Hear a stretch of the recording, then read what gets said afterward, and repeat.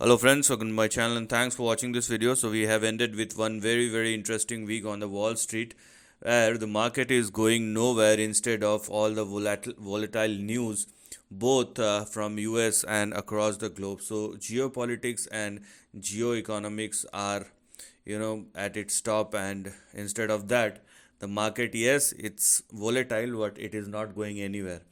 And let us see what the chart is saying and what you need to look at as far as you can clearly see this headline.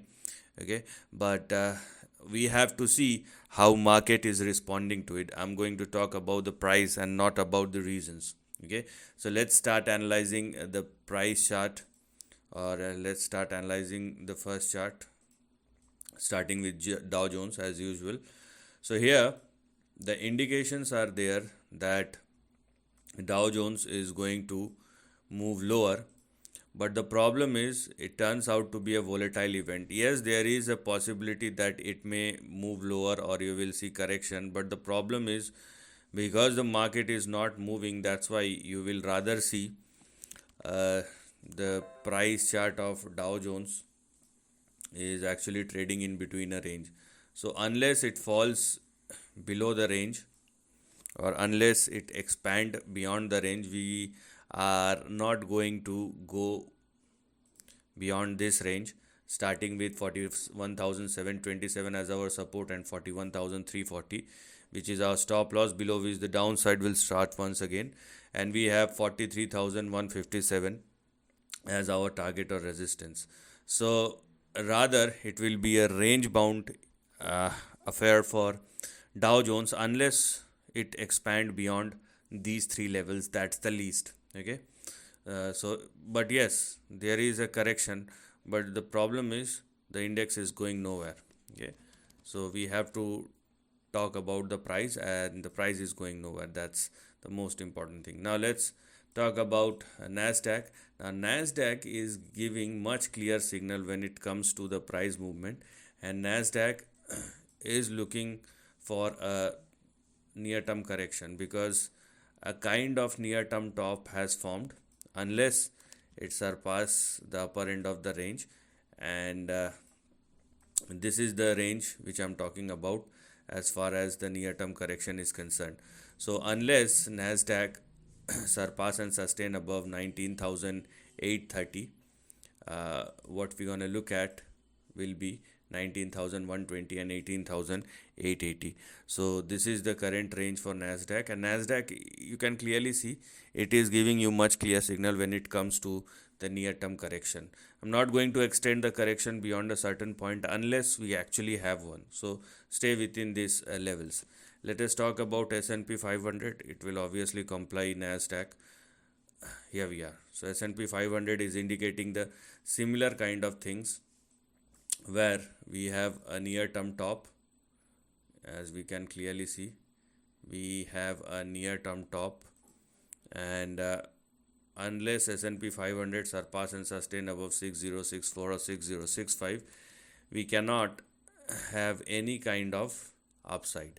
Meanwhile, the support on the downside looks something like this, where we're gonna have our first support at 5860, and the extension will be 5780. So these are the next two support levels we have for S&P 500. So Dow Jones is giving us a mixed signal, but as far as Nasdaq and S&P 500 is concerned, it is definitely indicating a near term correction or near term top. Now whether it will play out the way we are analyzing or it will play out completely different, that time will tell, but signals are quite clear. Now let's talk about the dollar index, because dollar index is now forming a kind of base. See, I'm not very hopeful with this kind of bases, but we have to respect the price. Okay, that's what we are doing over here. Let me show it to. Let me go to the daily chart, and here we are. The daily chart. If you are looking at the daily chart, and most importantly, this section, you can clearly see Dow Jones, beg your pardon, the dollar index is respecting its previous support level or recent support level, but will it work out or not? That's a big question mark over here, because right now the range looks something like this. So this is the overall range in between which dollar index is trading. So if dollar index started trading below 97, 99 or lower once again, then you will see the resumption of a correction. Right now, you can see an extension on the upside, and which may push dollar index up to 102. So this is why you will see the numbness in the overall equity market, but it does not makes any sense as far as the overall trend and the price action is concerned, because dollar index is technically going nowhere and it is just taking its time out, unless it turns out to be a complete reversal and you will see a mega upside or something like that, which is not a possibility right now. The possibility right now is 97, 99 as our support and stop loss, and 102.7 which is our target or resistance. That's it. But it looks more like a very weak support, and once it is gone you will again see further correction in dollar index. Let us now talk about the price chart of gold, because this is something which we have seen previously on the rise. Okay, there are some sort of consolidation which is happening, because in the last 1 week the gold price is going nowhere. It is actually consolidated. You can clearly see from the highs of 3475 to 3384. So what we have seen in the last 1 week is a correction of 2%, but technically it is not going anywhere. It is more like a consolidation which is happening. So it looks like a very safe bet when it comes to gold futures is concerned. And if you are looking at the price behavior of gold futures, you will see that it is not going anywhere. Okay, it is technically not going anywhere. Obviously you have to respect the levels, and I mean some very big accumulations are going on, because gold is not something which everybody holds in the international market, unless you are a big player obviously, or unless you are somebody who is into precious metals. So 3459 and 3523 or 3524 are your target and resistance, and that's what you need to look at as far as the near term target or resistance is concerned.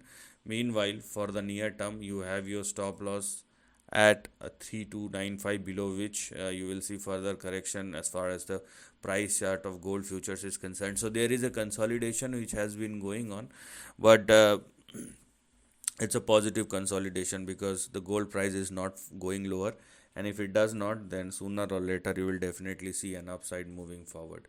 Okay, do not try to time it. It may take couple of days, couple of weeks, but once it is over you will definitely see, if things goes rise, you will definitely see a big upside. Now the most important thing is crude, WTI crude futures, because this is something which is moving quite significantly.